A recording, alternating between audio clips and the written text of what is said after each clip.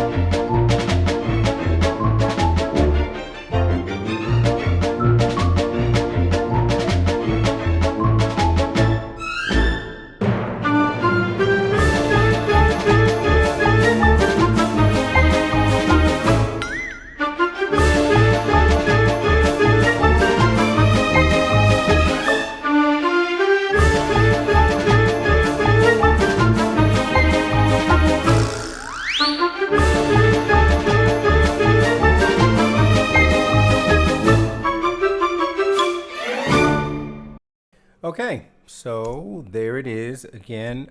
It is entitled Fast and the Curious. A couple of quick points about it. So it's in D minor. It's at 160 beats per minute. Of course, these cues typically, with this style, they're going to be fast.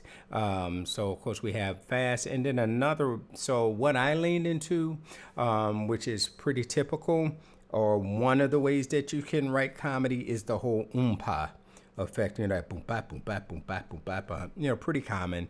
So that's what I leaned into in terms of writing this cue. So before we get too far, what I want to do is kind of show you guys what I typically do when I get started with a cue, and that's my piano sketch. So this is kind of what really is the impotence, if you will, for everything that I create. Is just this idea. I get an idea in my head and I sketch it out. It's typically pretty basic. It might be my chords and just a piece of a melody or whatever. But from there, then I can go ahead and kind of orchestrate it out. So this is my piano sketch.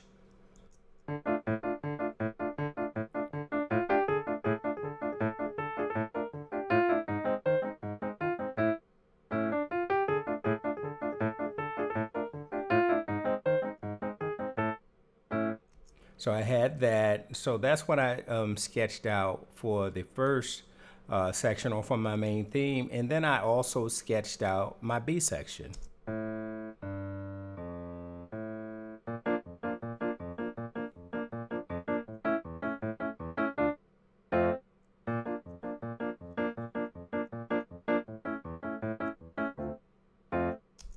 Okay, so there you have it. So from there, excuse me, I'm kind of able to, then get into what it is that I'm trying to create and figure out, okay, who's going to do what and all that good stuff. All right, so cool. And let's go ahead and mute that now, and we'll mute this as well.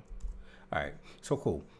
So let's start with, again, I talked about the whole oompa effect. So if we look at the it's typically the bass, and the pa is the chords that's kind of answering. So for my I pretty much utilize tuba, double bass with the pizzicato articulation. I layered a sub bass in really low just to get some weight to it still. And excuse me, a bass clarinet. And I think one of the main things that I do want to show you with this, so first I'll play it. So here's the tuba. And it's a BBC tuba. But the important thing that I want to show you is my mic positioning. So you'll see that I'm not using the typical mix, where it's going to have the tuba far back on the stage or whatever. I wanted everything to be closer, a little more in your face. In terms of the way I wanted this to feel. So you see I have my close mic almost all the way up at 88%. And then I still have some tree mic in there at 71%, no outriggers at all, etc. Because everything, about this, I wanted it a little closer to your face. So I pretty much did the same miking technique with all of my instruments. All right, so we got tuba, and then we got the double bass, of course, which is the Cinematic Studio Strings, pits. So let's take that out, which is right. And then I love the legendary low strings. So I layered those in as well. And it's like a bass and a cello mix, but I really, really like that. And then if I always layer in a sub bass.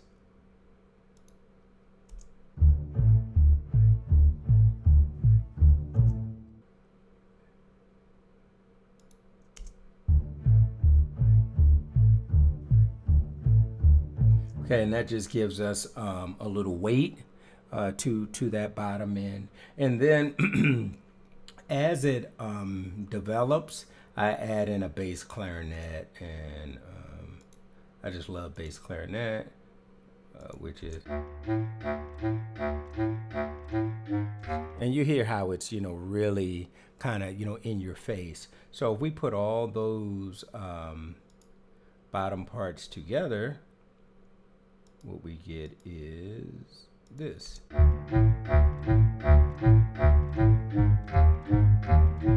And you hear I have the bass clarinet kind of sitting on top just a little bit. I don't know, it kind of adds to the whole quirkiness. And I really wanted to make sure, excuse me, that the bass clarinet cut through. All right, so that's my In terms of my pa, or the chordal structure, pretty much is I have trombone that's pretty much doing like all the heavy lifting for the most part. And then later on, I do add some woodwinds to help out. And the trombones are just.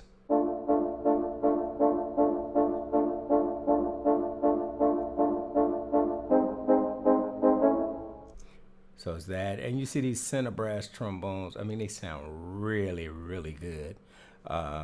So see, that's what I'm using there. And again, close mic all the way up.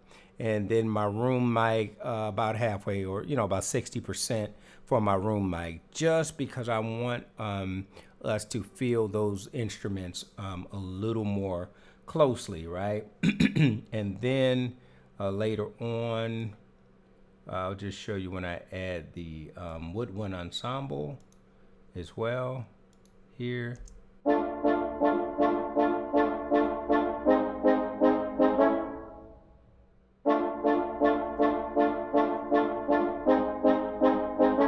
Just adds a little more color, just layers it just a tad bit more. Now, the first melody that you will hear is the clarinet. The clarinet introduces the theme, and that clarinet is, let's see what we got here.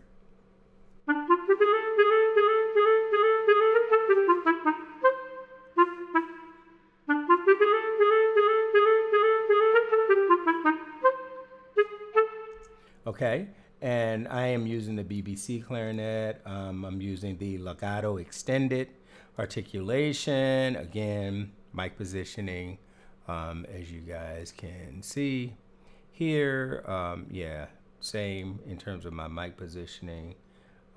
And yeah, so that's pretty much it. Then, my flutes come in later, with the clarinet to catch the melody. Now, one thing you'll notice is that I'm using like grace notes a lot, blip, blip, a note that happens right before the actual note is a grace note in my melody. And I'm using that because I think that helps kind of add to the quirkiness of the cue, just a bit, with it being comedy and slapstick and kind of goofy or whatever, those grace notes. And then the other thing that you'll notice that I'm doing in my bass is I move to that flat five. So like, boop beep, and you hear that weird kind of off note. So I'm in D minor. So I'm going D, A, D, A, D, A, D, A flat. I go to that A flat, which is weird. It's a tritone away from the root, but it just gives it that kind of,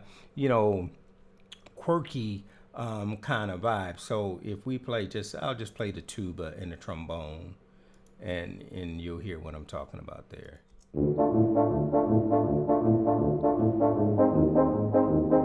So when we go to that A flat major chord, it just has that tight bit of quirkiness to it. So, and the other thing that you'll notice as we kind of roll through the cue a bit is, and I think, as it relates to writing or for comedy, quirky types of cues, you notice a lot of orchestral toys, etc. That I use, and then xylophones and things of that nature that really kind of help with that. So let's just kind of go through the form a little bit, and I'll show you guys how I broke this down. So pretty much what I do is I do a very short intro, just 2 bars, and it's just a straight setting up the whole pa vibe. We letting them know this is that's what this is, out the gate. So we just get 2 bars of that, and then we're right in to the melody. So what we pretty much have is in that first section, the clarinet carries the melody. But one thing I do want you guys to notice is how I kind of, you hear a lot of breaks, and then you hear like some type of little toy or goofy sound to kind of fill up that spot or whatever. And that's kind of which adds to the whole goofy. So the first thing we have this little breakout thing, and then we get a little tambourine. I'm sorry. So a triangle. So the first thing is just a triangle.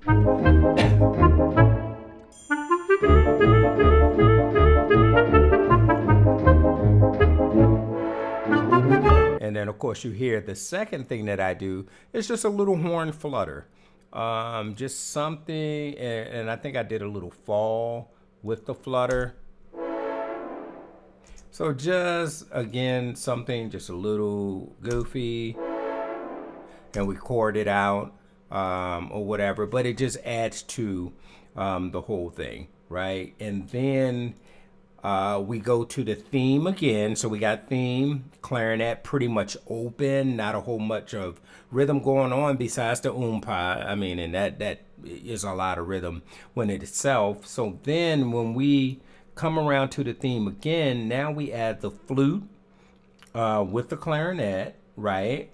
And now we add a kind of goofiness of the xylophone as well. We add a shaker just to give us a little more rhythm. And now we add the high strings, violin and viola pits, to give us more of that pop, sound to it. So coming out of the first act into the second theme.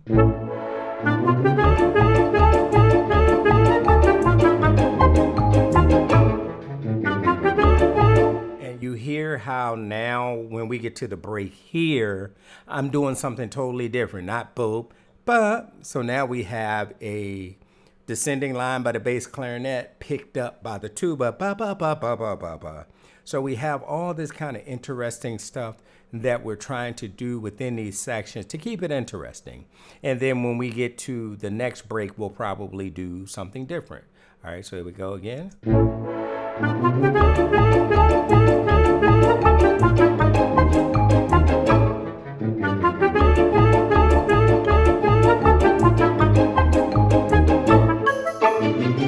So again, and then we do a clarinet arpeggio with the tambourine kind of assisting on the last break. But one thing I want you to know is a whole bunch of breaks, right?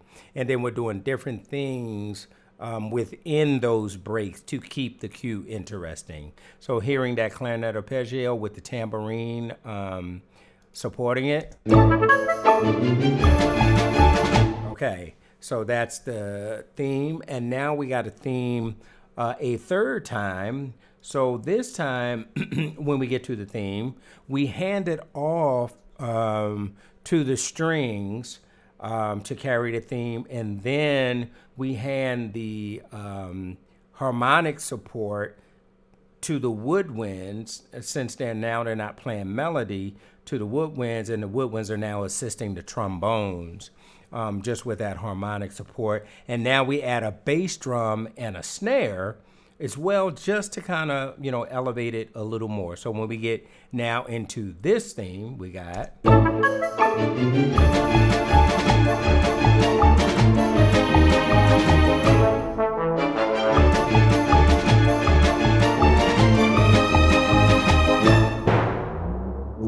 Okay, so we have the theme, excuse me.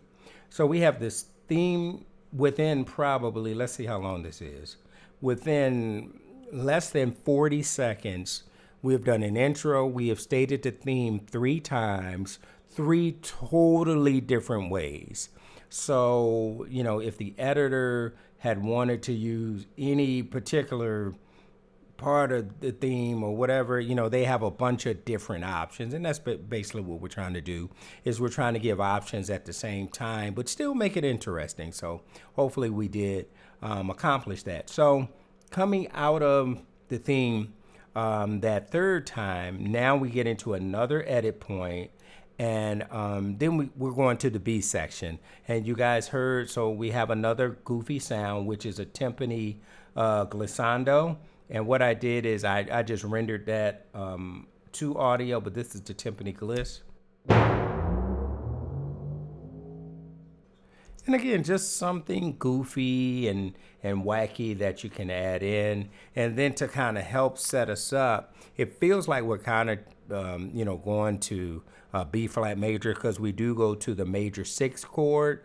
But when we go to the bridge, so the harmonic structure of the bridge is we're doing a major 6, excuse me. So we go to the major 6, to the major 5, to the minor 1, and then back to the major 3. So it kind of feels like we're kind of playing around in B flat, and we are shifting the tonal center just a tad to give it kind of a major feel. So we have this at a point, and then let's get into the B section, or the bridge.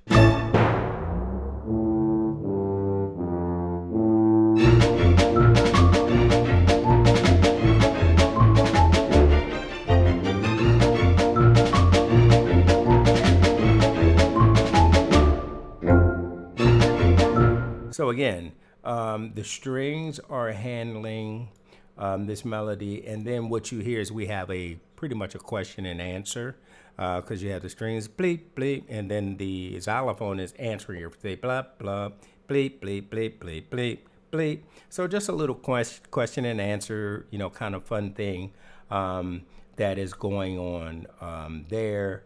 And then of course, again, we still have it chugging along with the entire oompa effect. And again, a lot of breaks and a lot of just little teeny subtle different things that are happening between the various breaks.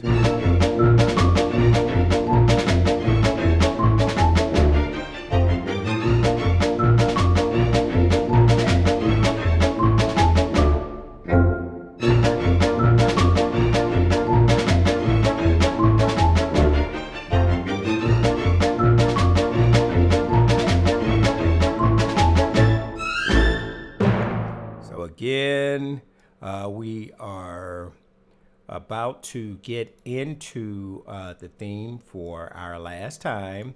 And as you guys can hear, we gave them a whole different kind of edit point. We got the string run up. And then we, again, we're using a lot of common things, that you would expect when you hear something, in a comedy piece of music. So, we got the string run up, and then of course we got the timpani, boo, the timpani roll or whatever to kind of get us back into the main theme. And now when we get back into the main theme, everybody is in playing together. So we have our strings, doing the melodic stuff. We have the clarinet and the flute, also doing the melody as well. So we just make it bigger and we make it different than the rest. So we have this.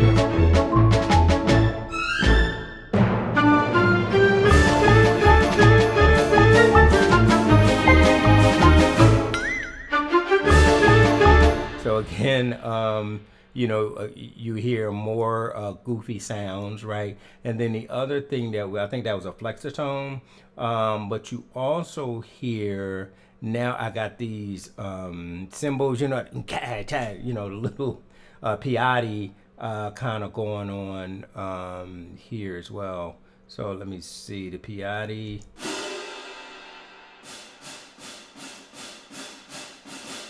So a little, that little kind of half-closed piatti. We're not doing a big crash. We got the crash there, and you see I kind of laid off it a bit. But then that half-closed, just kind of helping with the motion, just a bit. And then again, what was that flexitone?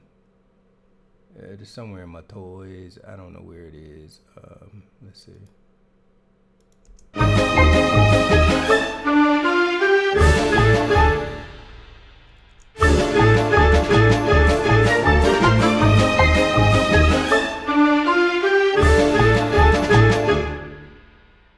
Trying to find that for you guys. Sorry about that. There it is. And now if I could just find it, I don't see it. I hear it. So I might have it hidden. So I'm not going to worry about trying to find it right now, but you hear it, in there. And it may be in my toys here. Nope, that's my tambourine.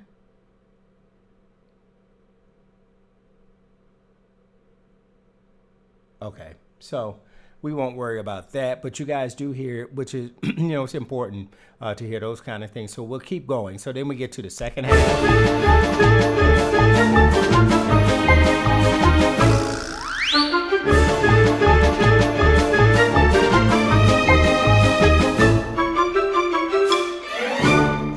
And what you'll also notice on the end of that is we put a little tag.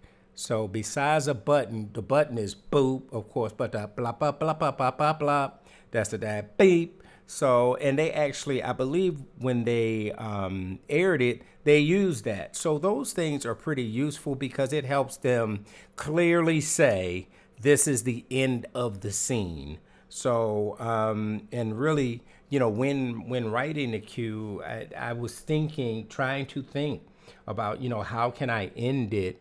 Wherein it can be effective and possible to be something that could be used. So that was really cool. So now what I'm going to do is I'm going to just show you guys how this was kind of used within the show. Yeah, let's take a look at that very quickly. And I'm gonna try to pull that up for you guys here. So it's Fast and Curious. Now the thing about this is, so this is track, and they give you like little teeny weeny video of it, and if I try to make it big. Hey, what's up, everybody? So unfortunately, YouTube blocked my video because of the content that I had in it from the French television show. So I won't be able to show you that content. I do apologize. So, I know, lots of times, you see, hey, we got the sports stuff or we got this. But I would say, guys, like, try to be diverse, as you can in your writing, because there are opportunities to, it broadens the field for you to be able to get your music played in more places. So the sports stuff is cool, and I get a lot of placements with that. But the fact that I write the comedy stuff, or I write tension stuff, or I write stuff for news or whatever, it just broadens the landscape in terms of being able to have your music played, or the giving your music opportunities to be played in more areas. So I would encourage you to, sports stuff is cool and it's exciting and it's cool and hip and all that, but try to get into writing other styles as well. It will be beneficial to you, and there are uses out there for it. And my publisher told me when I alerted them about the airplay that we got for these particular cues, that I think it was Discovery or somebody, he had seen, had been downloading the album as well. So there are opportunities, my point being, there are opportunities for this as well as other styles of music out there. So hopefully this was interesting, and more importantly, hopefully it was helpful to you in your composer journey. I hope you got something out of it. And as always, I appreciate you stopping by for a minute to check me out. So as always, peace and God bless.